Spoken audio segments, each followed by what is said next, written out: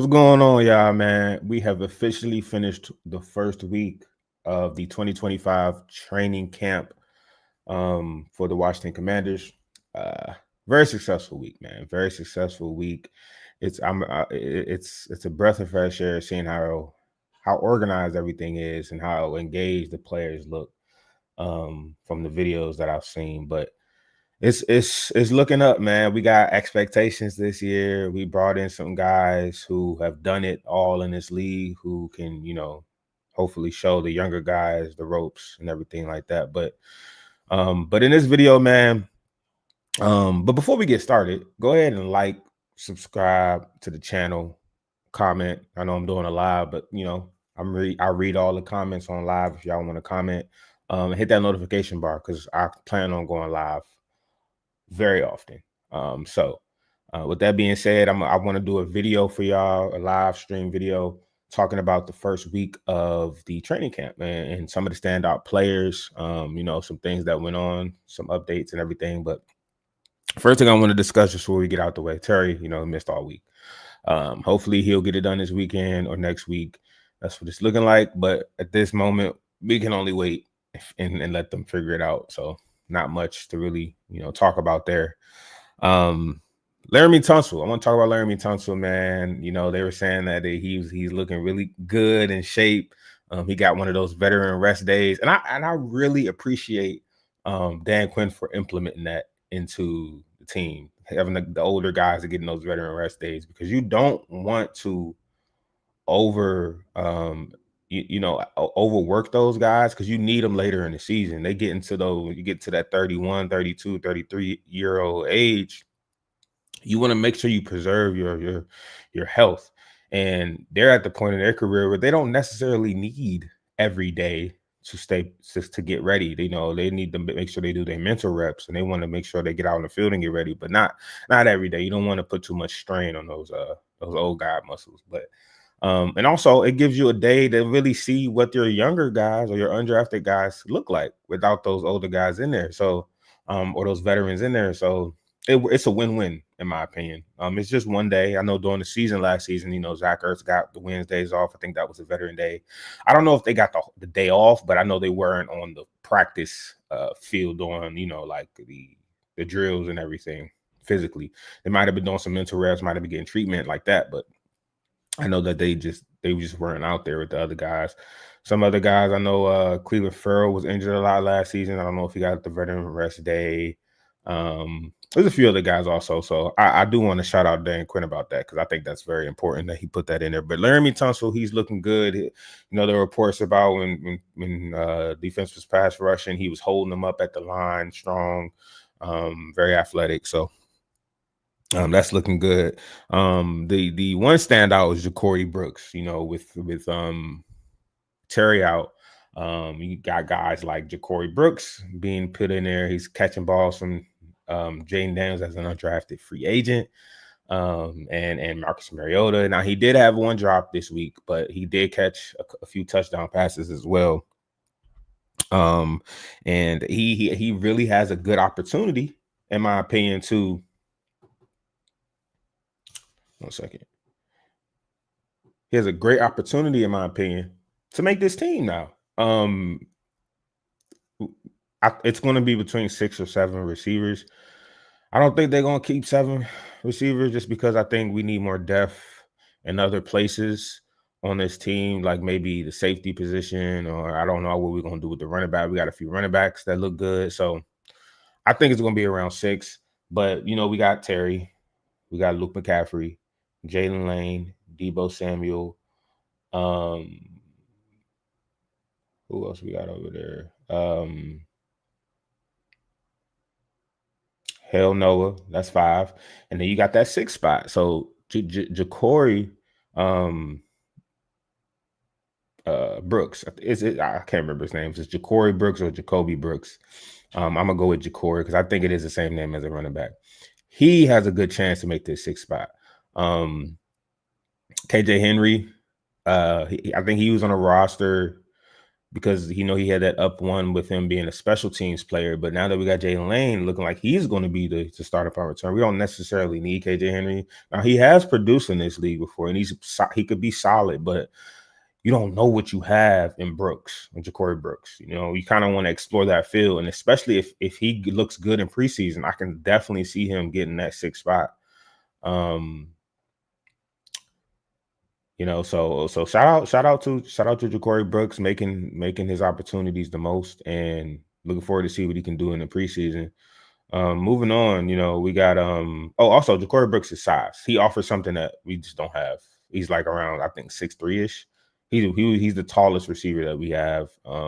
And we just don't have that on the roster. So that's a plus if we can get him on the roster, if we can get him in some games.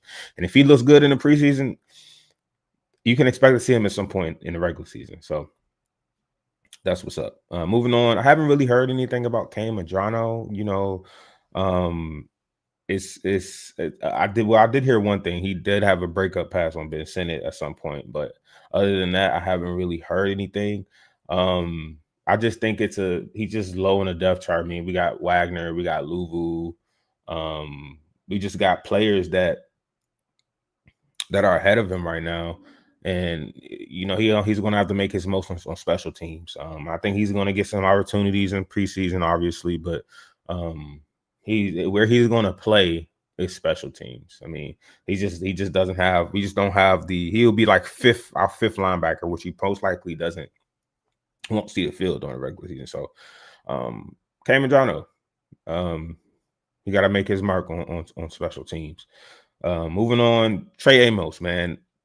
Him and Ja'Corey Brooks, I think, for the rookies, were the two most standout players, in my opinion, from what I've heard. Trey Amos looked great. He looked like a stud already. He looks like a starter in this league and potentially a defensive rookie of the year candidate. But he looks good, man. He looks instinctual. He looks athletic. He just looks good, bro. He looks like he does this. He's confident. He got that swagger going. He's been making plays all over the field, interceptions, pass breakups. And I'm so excited to see what our cornerbacks look, man, when we get out there on the field for week 1, because got Sanders still in the slot now. And now we got Lattimore, who's back healthy. There was reports that he came in looking in shape again. Like, he looked like he lost some weight. He looks quicker. Hopefully that hamstring isn't an issue any longer. So I'm just really excited because I can't remember the last time our cornerback room looked this good. I can't. It's been years. It's probably, I have to go back to when I was like a kid. So I'm looking excited, man.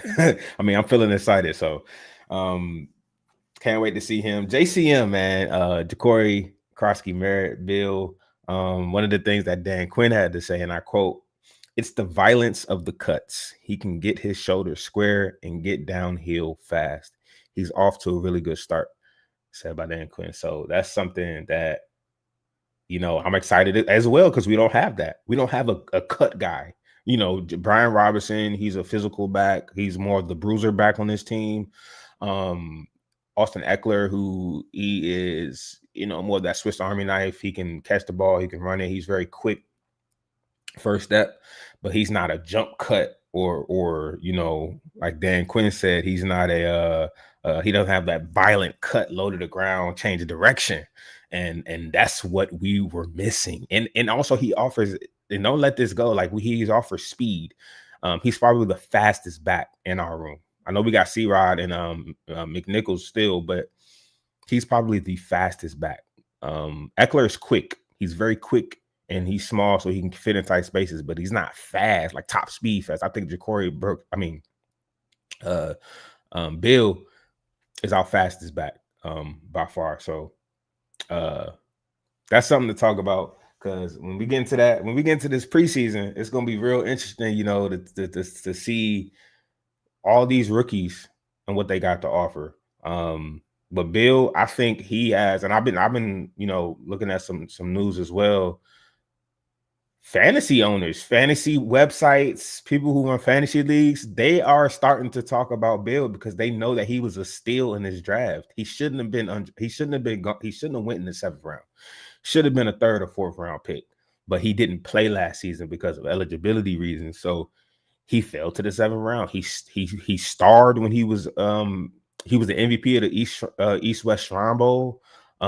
He looked good when he did play Arizona for one game. Like, he was really a steal. So really looking forward to see next week when we start to get these pads on how he fares with contact. Because now we kind of know what he looks like without contact. Now, if it holds up when we put these pads on, that's gonna be something, we might gotta do, but really might have to start him earlier than expected, for real. Yep, that's JCM. But I do think if he can figure out his pass blocking, I just don't know how good he is at pass blocking. I know they haven't really talked about that as one of his strengths, but if he can figure out his pass blocking, we will definitely see, like, I know they're going to put him in positions during the preseason where he's going to have to pass block, right? If he looks good at that, I have no doubt that he's going to look good running the ball or even running routes and catching the ball out of the backfield. I have no doubt about that. But if he looks good at pass blocking, he's going to get on the field really soon, and he's going to be on the field often. That's the only question I really have about him. But like I said, we got to wait until we get these pads on to look at him. Josh Connolly, he's still learning. He's still young. He was splitting reps at right tackle with, I can't remember nobody's name. But he was spinning Andrew Wiley. He was spinning reps with Andrew Wiley at right tackle. But that's not a bad thing. When Jaden came in, they made him prove his, his starting job. They made him work for his starting job, even though we already knew he was going to start. I expect the same with Josh Connolly, where he's going to start. But he's young, man. He's only 21. He's very athletic. We got 2 bookend tackles that are very athletic. So that's going to be something I'm looking forward to see. I'm really looking forward to see how Cliff uses these tackles, because I know we did a lot of pulling guard stuff last season. I'm really interested to see how we use these tackles out in space, especially with Josh Connolly, because he can catch the ball too as a tackle, and that's going to be something very interesting to look at. And I also think at some point when, in the future, I think he'll move over to left tackle, which is his more natural position.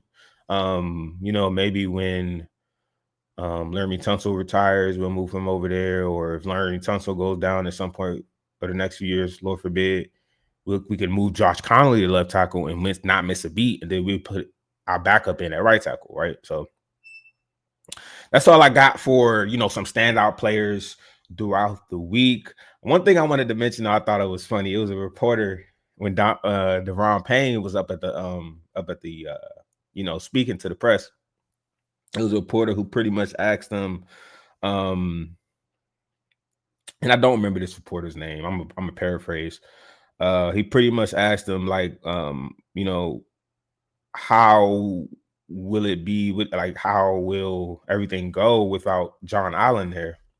And Deron Payne kind of gave that little smirk that he gave, but he pretty much said, like, he doesn't need anyone to be like, he sets the tone for himself. Like, he doesn't need another player to be there for him to get where he needs to get to. He sets the tone for himself. So that pretty much showed me, like, look, he gonna have to. He's motivated. You know what I'm saying? That's the type of Deron Payne we want, because last time he was motivated to get that contract, you seen what type of year he had, right? So I think he's very motivated. He wants to show the world, because he's been in his shadow since college. They was together in college, they together in NFL. So it's now that he's gone, I can almost guarantee you he's excited. Not because he doesn't like John Allen. I know they had that fight back in the day, but not because he doesn't get along with John Allen. It's more because he's always been in his shadow. He want to show and prove what he can do as the guy on that line. Because John Allen, let's be real, he was our lineman. He was the leader on that line. So that's going to be interesting to see. But yeah, for most of the week, the defense outplayed the offense for most of the week. Jaden Daniels, he got his stuff in there. He had a pass, over the shoulder pass to Debo Samuel, but the defense really stepped up this week. They switched a lot on the fronts with the defensive line. So this it's going to be by committee. They had Von Miller out there with Deron Payne, and they were switching it up with Cleveland Farrell, all these different type of players. So that's going to be something interesting to see. But I think the defense got this week, but we already know what our offense is going to do. We know what our offense is about. We know what they bring, but what is our defense? That's the question mark. What is our defense going to show us? So the fact that they won the first week, or they looked good the first week of training camp, is a plus in my book.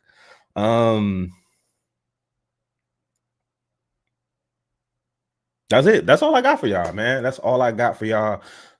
Practice resumes next tomorrow. That's the first day they got the fans out there. I didn't get a ticket. I'm not even in DC, so I won't be there. But it's gonna be very interesting moving into next week when we get these pads on. We're gonna really see how these players play when the physical contact comes out. But again, man, please like, subscribe, comment.